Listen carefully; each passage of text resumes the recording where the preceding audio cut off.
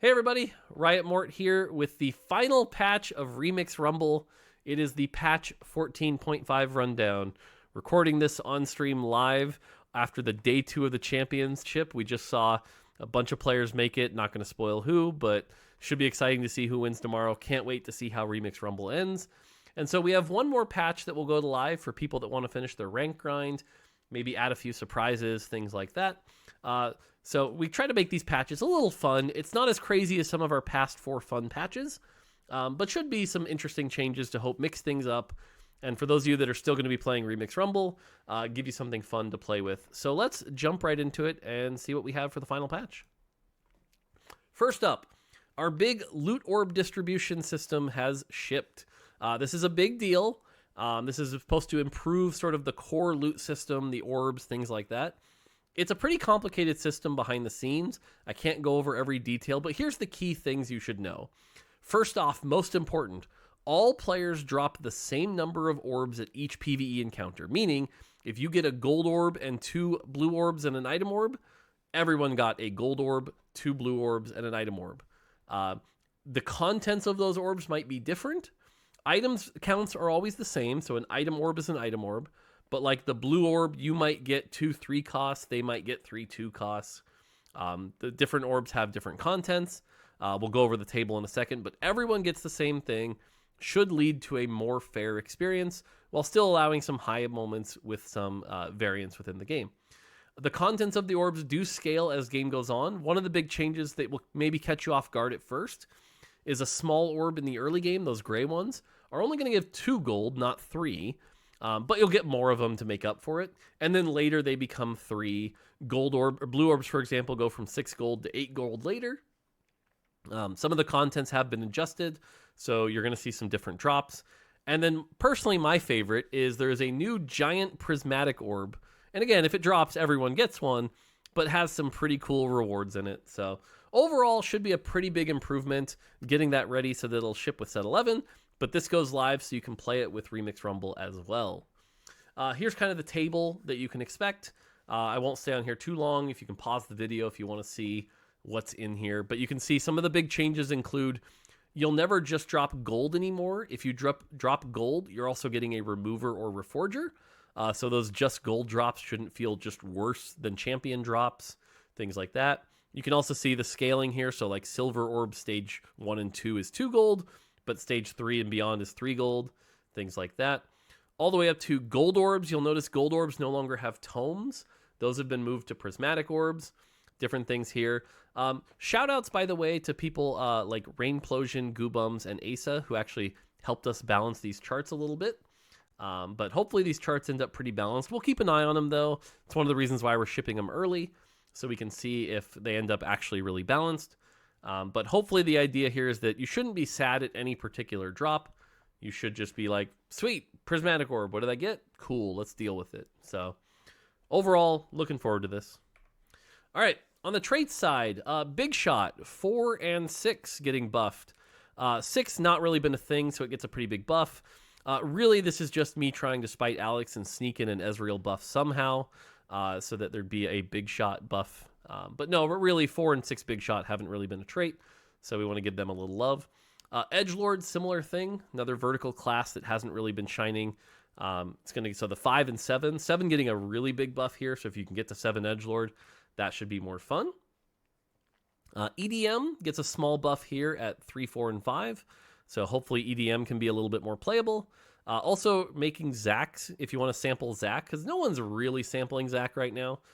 So if you want to sample Zac and have a bunch of bouncy Zacs, go for it. Should be a little bit better. KDA 7 and 10 get a bit of a buff. That vertical just getting a little love here as we say goodbye to our KDA. And then finally, Mosher. Mosher, as we say goodbye, as our NA friends like to pronounce it, we've decided to add 8 Mosher, which will be 120% attack speed, 30% Omnivamp, and should be solid. Should be fun if you want to try to hit 8 Mosher. I can't wait for the games where you get the Augment and 8 Mosher. Should be fun. All right, on the champion side, again, mostly focused around buffing some champions that haven't really had a shot. Corki gets 2 AD back and 0.05 attack speed, so should help Corki in the early game. Evelyn gets 100 HP and 15 off her mana, so Evelyn should be a little bit more playable. With both Corki and Evelyn, I don't expect them to suddenly dominate, but should just make them a little bit stronger options to compare to things like Vi and Olaf. Cassante, I'm going to buff his spell to 999% spell AD because it's a hilarious number, and that way Cassante can punch you in the face really hard, so as he leaves the set. Tom Kench goes up to 88 AD, and 2 and 3 star get a bit of a buff as well. So if you want to build IE Tom Kench, you go ahead. It won't be good, but it'll be funny.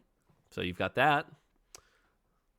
Aphelios. Aphelios is going to cast a bit more here, getting a bit off of his mana. Aphelios, not really a champion that you want to make a carry, so maybe this opens it up. Garen, same thing. Garen, I'm looking forward to all the Archangel Garen videos you can send me. So if you get first place with a 3-star Archangel Garen, make sure you send it to me. He's going to be casting more often and do a little bit more damage with that cast. Gnar gets a pretty big buff here. 0.1% attack speed is a very large buff. So should open up some Gnar reroll comps to maybe compete with all the Kales and Sennas and things like that. Gragas is another champion that really never did great here. A lot of people would say Gragas is good on stage 2 and then upgrading it was pointless. So the healing is going to go up quite a bit here. 50 at 2-star, 100 at 3-star, and the damage goes up pretty significantly here. Again, kind of doubt they'll be like dominant, but if you want to try some Gragas reroll, go for it. Nico, another champion that gets buffed. Nico's going to be shielding a little bit more based on her ally, a little bit more damage, and my personal favorite is the Headliner will grant even more mana. So the Headliner is going to grant 60 mana, making her ally cast pretty quick. So KDA looking pretty good here. Samira is another champion that's kind of been holding country back, if I'm being honest.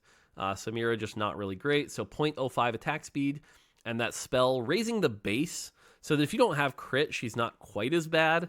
You're still going to want her to crit and things like that. That'll still be good, but Samira should be a little bit stronger. Blitzcrank and I have been hanging out at the gym. Blitzcrank got very buff, now has 90 AD, can punch you in the face really hard. Don't ask why. Again, if you want to build IE Blitzcrank, don't, but you can. And then finally, a little bit extra mana to help Blitzcrank out. He's kind of been the weakest tank right now. Needs a little bit of love. The one nerf this patch, Ezreal. We're going to nerf Ezreal down 5 mana. That's going to slow him down a little bit. We didn't want to nerf him too hard to say goodbye to the set. Also, Alex held a gun to my head and said, nerf him or you're fired. So, nerfed him. But this should lower the power a little bit. I don't imagine it changes much because Heartsteel plays around things like Zed and Lucian and stuff like that. So, should be fine. Jhin is going to get 30 starting mana, so he can get to that turret point quicker, and the turrets will do 10% more damage. So Jhin getting a bit of a buff should be easier to reach that Jhin cap. And then finally Kayn, probably one of the bigger buffs, 10 less mana, so he's going to be able to cast more often. And if you can get Kayn going, the HP restore and the gold drop has been buffed. So you'll get 2 HP back instead of 1 per kill, and 5 gold instead of 3 per gold. So hopefully some cool Kayn moments as we say goodbye to the set. Last thing to note is that Crab Rave has changed. We actually did this really cool partnership with Monster Cat. So the actual Crab Rave song will play. Pretty wild how it happened. We tweeted out about Crab Rave. They said it'd be cool. We got together. Licenses talked, and here we are. So pretty cool. Anytime you get Crab Rave, turn up the volume. Enjoy that music. Should be pretty fun. And that's it. That's Remix Rumble. We did it. We shipped a 10th set.